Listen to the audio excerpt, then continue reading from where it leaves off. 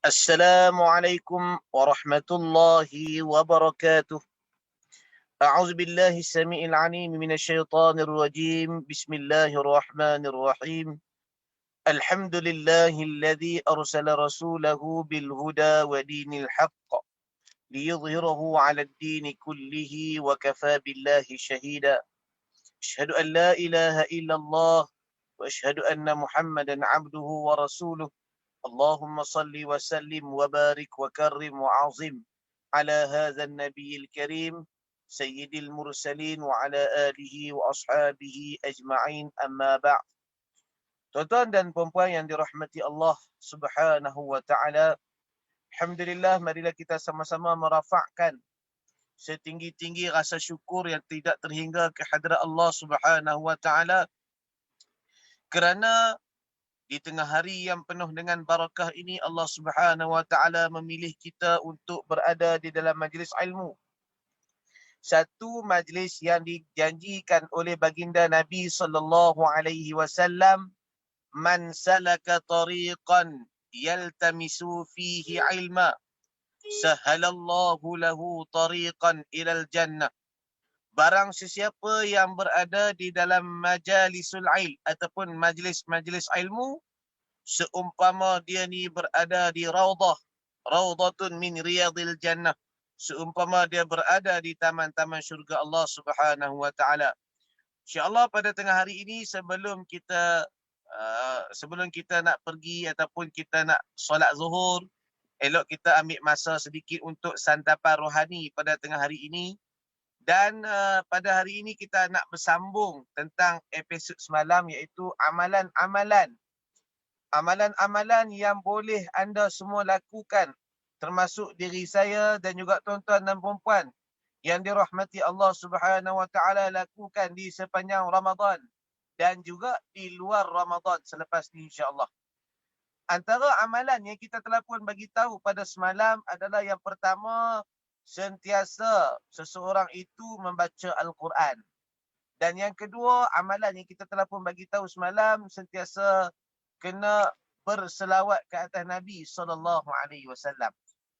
Antara amalan lain yang terkandung di dalam bulan Ramadan yang boleh kita jadikan amalan dalam kehidupan seharian kita adalah, yang ketiga adalah selalu ataupun kerap bangun di tengah malam sebelum nak bersahur ataupun sebelum kita nak makan sahur.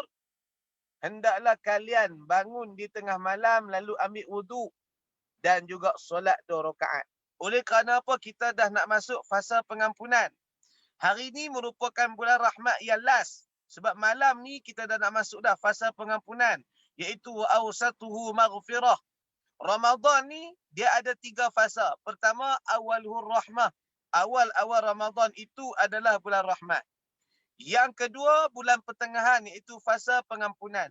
Kita ni sebagai seorang Islam, sebagai seorang insan, sebagai yang dikatakan manusia, tidak pernah lari daripada melakukan kesilapan. Ada kita punya salah, ada kita punya dosa. Cuma yang kita tahu ataupun yang tidak tahu. Jadi bagaimana kita nak membersihkan segala dosa kita? Hendaklah kita bangun di tengah malam dan juga solat 2 rakaat. Maka istighfar dan minta ampunlah banyak-banyak kepada Allah Subhanahu wa taala di atas kesalahan kita ataupun dosa kita yang lalu. Kita muhasabah diri kita. Sejauh mana kita ni mengabdikan diri kita kepada Allah Subhanahu wa taala. Ada satu hari para sahabat pernah bertanya kepada Rasulullah sallallahu alaihi wasallam. Para sahabat tanya, ya Rasulullah, ayyud du'ai asma'? Antara doa yang kami duk minta, antara doa yang kami duduk pohon, kami duduk minta doa selalu ni, yang mana satu yang Allah Subhanahu wa taala nak memperkenankan? Banyak dah kita diminta doa ni. Sahabat tanya, ya Rasulullah, antara salah satu doa yang kami duduk minta, mana satu yang Allah Subhanahu wa taala nak dengar? Yang ni yang orang kata yang jadi persoalan. Kadang-kadang kita duduk berdoa daripada muda sampailah ke usia dah lanjut, kita berdoa tapi tak perkenan-perkenan pun. Maka Para sahabat bertanya kepada Rasulullah, "Ya Rasulullah, ayyud du'a'i asma'?" Antara banyak jenis doa yang kami duk doa ni, mana satu yang Allah Subhanahu wa taala nak memperkenankan, nak memustajabkan doa ni? Lalu baginda Nabi SAW bersabda, Nabi kata, "Jauful lailil akhir." Antara doa yang Allah Subhanahu wa taala nak dengar ataupun nak memperkenankan atau nak memustajabkan doa seseorang itu adalah hendaklah dia ni bangun di tengah malam ataupun di penghujung-penghujung malam. Ketika mana orang lain sedang nyenyak tidur, maka dia bangun di tengah malam lalu ambil wuduk 2 rakaat sebelum nak makan sahur. Dia solat 2 rakaat, maka dia istighfar lalu berdoalah kepada Allah di atas kesalahannya yang telah lalu. Maka pada ketika itu Allah Subhanahu wa taala nak memustajabkan ataupun nak memperkenankan doa permohonan seseorang itu. Kita buat ataupun tidak, cuba tanyalah diri kita sendiri. Kita banyak dosa, tuan-tuan dan puan, termasuk saya pun yang bercakap ni pun banyak dosa. Bila kita banyak dosa, nak kembalinya kita ni untuk kita nak Allah supaya Allah Subhanahu wa taala mengampunkan dosa kita adalah kita memperbanyakkan doa dan istighfar minta ampun kepada Allah. Kita boleh istighfar pelbagai versi lah. Kita solat, kita ajak ahli keluarga kita bangun tengah malam. Sebelum makan sahur, kita solat 2 rakaat istighfar. Kan? Astaghfirullahalazim. Alladzi la ilaha illa huwal hayyul qayyum. Wa atubu ilaih. Banyak versi yang kita boleh istighfar, kan? Banyak lagu, banyak antonasi. Cuma persoalannya buat ataupun tidak. Berdoalah banyak-banyak. Ya Allah, aku banyak dosa. Kau ampunkanlah dosaku, Ya Allah. Ya Allah, aku ni sentiasa melakukan kesilapan. Justru kau ampunkan, Ya Allah, ampunkan dosaku, dosa kedua ibu dan ayah, dosa guru-guruku. Minta kepada Allah.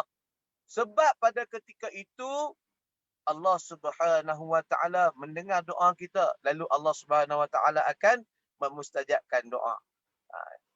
Sebab tu sahabat bertanya kepada Rasulullah, "Ya Rasulullah, antara banyak-banyak doa yang kami pohon, antara banyak-banyak doa yang kami minta, mana satu yang Allah Subhanahu wa taala nak dengar?" Yang ni, jauful lailil akhir. Bangun di tengah malam ketika mana orang lain sedap duk tidur, kita bangun di tengah malam, ambil wuduk, maka solat 2 rakaat. Pada ketika itu, insya-Allah Allah Subhanahu wa taala nak memperkenankan doa.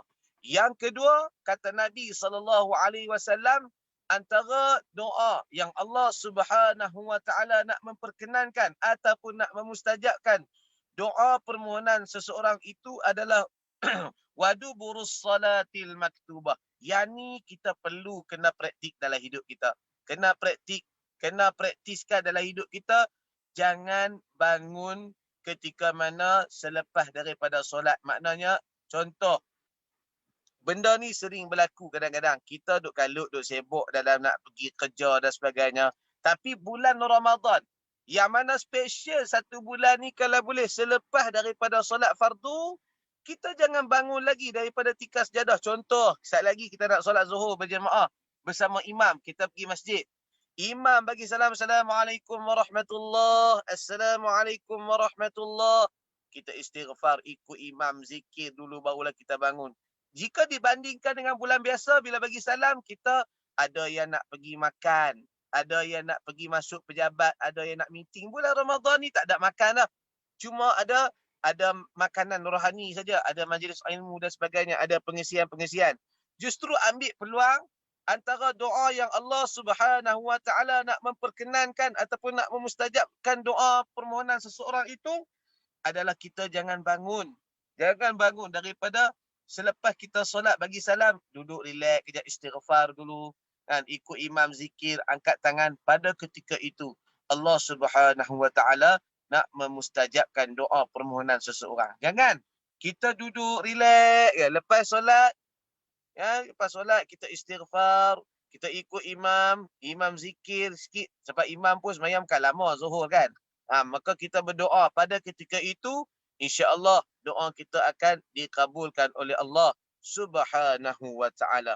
Dan amalan yang keempat apabila kita berada di dalam bulan Ramadan. Amalan keempat apa yang kita boleh lakukan pada bulan Ramadan, memperbanyakkan sedekah. Memperbanyakkan sedekah dan juga memperbanyakkan buat amal-amal kebaikan apabila berada di dalam bulan Ramadan. Ini dianjurkan oleh Nabi SAW untuk kita ni orang kata apa? Memperbanyakkan sedekah. Dalam satu hadis Nabi SAW bagi tahu, "Idza mata banu Adam in qata'a amaluhu illa min thalath." Apabila mati anak Adam, maka terputuslah kesemua amalannya. Terputus semua amalan, pangkat, apa lagi, jawatan kita, semua harta benda kita semua terputus. Illa min thalas, kecuali 3 perkara.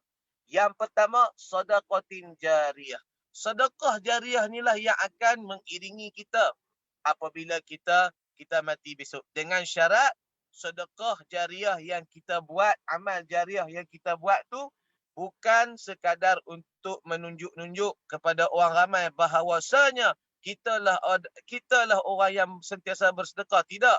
Akan tetapi kalau kita melakukan sedekah ataupun bersedekah ini semata-mata untuk mendapat redha daripada Allah Subhanahu wa taala. Tidak perlu muat status, oh aku hari ini sedekah RM500 untuk ihya Ramadan. Aku hari ini sedekah RM10,000. Bila lagi awak? Contoh. Kita tak perlu buat status.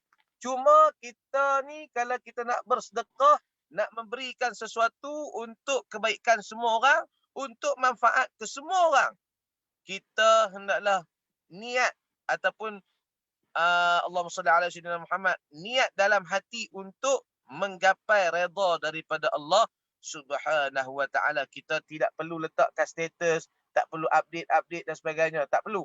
Sebab tu kalau kita buat sesuatu ni minta supaya Allah redha sahaja dan juga minta Allah berikan ganjaran yang setimpal daripada apa yang kita buat. Banyakkan bersedekah. Banyakkan bersedekah. Bila kita tengok iklan yang berkaitan dengan tajaan kurma dan sebagainya, kita ambil peluang untuk bersedekah. Sebab apa? Benda yang kita buat untuk kebaikan, untuk manfaat ke semua manusia, kita tak rugi. Sebab sedekah jariah ni akan membawa kita akan menjadi saksi apabila kita mati besok. Sebab apabila mati anak Adam, terputuslah ke semua amalannya kecuali 3 perkara. Yang pertama, sedekah jariah, sedaqatin jariah. Sedekah jariah ni yang mana tuan-tuan buat bukan semata-mata untuk nak mendapat pengiktirafan daripada manusia, akan tetapi untuk mendapat keredaan Allah Subhanahu wa taala. Yang kedua, ilmu yang bermanfaat. Ilmu yang kita tuntut, ilmu yang kita ambil, ilmu yang kita amal ni, biarlah ilmu itu merupakan ilmu yang mendatangkan manfaat kepada kita. Khairun nas yanfa'u linnas. Sebaik-baik manusia adalah manusia yang dapat memberi manfaat kepada manusia yang lain. Yang ketiga, awwaladin salihin yad'ulah. Anak salih yang sentiasa mendoakan kesejahteraan mak dan juga ayah. Ini amalan yang terkandung dalam bulan Ramadan, anak salih. Bagaimana yang dikatakan anak salih? Anak yang mana ada kedua ibu dan juga ayah. Lalu anak inilah yang sentiasa berbakti kepada kedua ibu dan juga ayah.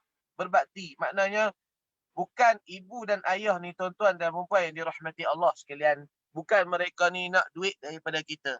Bukan mereka ni bila tengok kadang-kadang kita semakin berjaya. Akan tetapi kedua mereka ni semakin membilang usia. Tapi mereka ni tidak nak pun, tak mahu pun duit daripada kita. Sebenarnya ibu dan ayah ni apabila mereka dah berusia ni, dia nak perhatian, nak kasih sayang daripada anak. Sekurang-kurangnya kita ni anak yang soleh.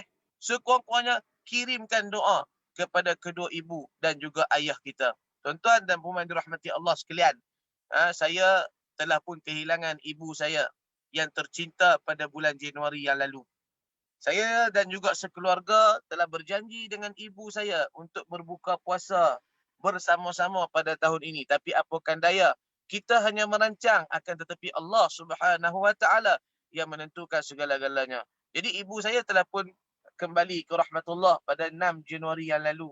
Tapi apa yang saya paling kecewa, paling tak boleh nak lupakan adalah saya telah berjanji dengan ibu saya pada satu ketika dulu. Saya kata, "Mak, nanti kalau mak dah tak ada, saya akan menjadi imam. Mak, nanti kalau mak dah tak ada, saya akan memandikan jasad mak. Akan tetapi semua itu adalah gagal disebabkan mak saya pada ketika itu meninggal di Kedah. Pada ketika itu saya berada di KL. Nak balik di Kedah makan masa 4 jam. Pada ketika itu mak saya meninggal pada 4 petang. Kampung itu nak ke bumi pada 12 malam. Memang tak sempatlah. Tapi walaupun begitu, kita hanya merancang, Allah menentukan. Tapi saya sampai hari ini, saya masih teringat. Kan? Masih teringat janji-janji saya terhadap ibu saya nak jadi imam. Sebab apa? Kita sebagai anak yang soleh, apa yang kita mampu balas terhadap kedua ibu dan juga ayah, tak terbalas. Cuma hanya kita boleh balas apabila kita ni bergelar sebagai orang yang orang kata dewasa dan sebagainya, kita hanya berbakti. Itu pun tak terbalas sebenarnya. Tapi kita sekurang-kurangnya berbaktilah kepada mereka dan kirimkan doa kepada mereka selagi mana mereka hidup ataupun mereka telah kembali ke rahmatullah. Kita sebagai anak sentiasa kena kirimkan doa, sentiasa kena berdoa. Rabbighfirli wa liwalidayya warhamhuma kama rabbayani saghira. Tuhan, ampunkan dosaku ya Allah. Ampunkan dosa ibu dan juga ayahku ya Allah. Kasihanilah mereka. Pelihara mereka sebagaimana mereka memelihara kami sewaktu kami masih kecil dahulu. Kita kena ingat jasa dan juga pengorbanan seorang yang dikatakan ibu dan juga seorang yang dikatakan si ayah ni banyak berkorban untuk kita. Kadang-kadang ayah kita hantar ke sekolah. Kadang-kadang ibu kita menyisir rambut kita setiap hari. Tapi apabila anak ni besar, digelar sebagai seorang dewasa, dia lupa terhadap mak dan juga ayahnya. Jangan jadi seperti itu. Sebab itu, antara Nabi SAW bagi tahu dalam hadis yang disebut semalam,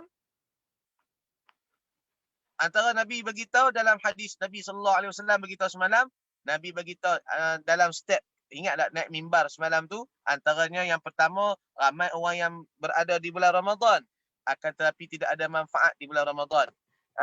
Dan juga ada juga disebut namaku. Sentiasa bila orang sebut nama, maka kita tidak ada, tak buat endah, tak pun kata sallallahu alaihi wasallam. Dan Nabi langkah ke step yang ketiga, Nabi bagi tahu ramai di kalangan kita yang ada kedua orang tua. Maka mereka ini gagal berbakti terhadap orang tuanya. Maknanya kedua orang tuanya, maka mereka itu adalah paling tak baik, paling buruk perangai. Maka Nabi kata amin. Jadi renung-renungkan, semoga kita punya amalan di bulan Ramadan ini dapat jadikan sebagai satu panduan dalam kehidupan kita. Ingat saudara-saudari, tuan-tuan dan puan dirahmati Allah, mungkin ini Ramadan terakhir buat kita. Jadi lakukan amalan dan juga banyak lagi amalan-amalan yang terkandung di dalam bulan Ramadan. Lakukan amalan itu dengan sebaik mungkin. Ya, mudah-mudahan pertemuan kita pada tengah hari ini dapat memberikan manfaat untuk kita semua. Ingat, khairun nas yanfa'ulin nas. Sebaik-baik manusia adalah manusia yang dapat beri manfaat kepada manusia yang lain. Cukup sekadar itu, yang baik datang daripada Allah Subhanahu wa taala, segala lemah dan juga kurang datang daripada diri saya sendiri. Saya sudahi dengan lafaz yang paling mulia, wa kafa billahi syahida. Kita tutup dengan doa insya-Allah. Bismillahirrahmanirrahim. Alhamdulillahi rabbil alamin. Allahumma salli wa sallim wa barik ala sayyidina Muhammad وعلى آله وصحبه أجمعين. اللهم اجعل جمعنا هذا جمعا مرحوما وتفرقنا من بعده تفرقا معصوما. اللهم ربنا آتنا في الدنيا حسنة وفي الآخرة حسنة وقنا عذاب النار. وصلى الله وسلم عليه والحمد لله رب العالمين. هذا وبالله التوفيق والهداية. السلام عليكم ورحمة الله وبركاته والله أعلم.